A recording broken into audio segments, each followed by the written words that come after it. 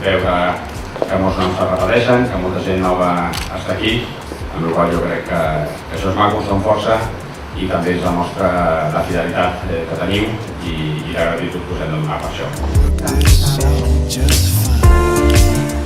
Estaba muy contento de hacerse las fotos con todos vosotros.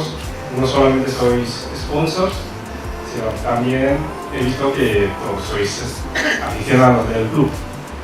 Y es lo más importante, ¿no? Quiero volver a repetir, es que el club siempre será de los aficionados.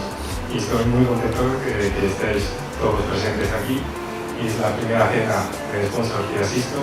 Por lo tanto, quiero dar las gracias a todos ustedes.